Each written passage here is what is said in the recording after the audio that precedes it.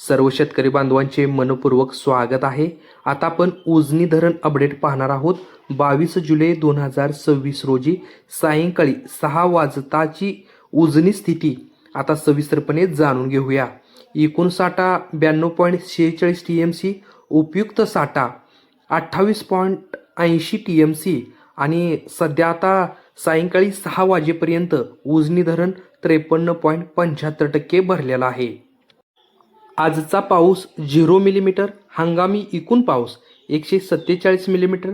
दौंड येथे नदी पातळी 499.20 मीटर, धरणात येणारे पाणी 12,797 क्युसेक्स इतका विसर्ग सुरू आहे।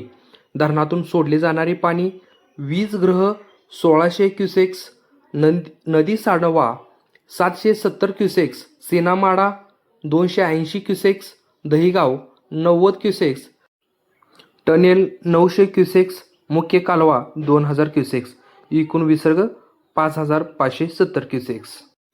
आज सकाळी दौंड धरणातून उजनी धरणामध्ये येणारी पाण्याची आवक 8065 क्युसेक्स इतकी होती। आता ती वाढून 12,797 क्युसेक्स इतकी झाली आहे आणि उजनी धरणातून 5570 क्युसेक्स पाणी सोडले जात आहे।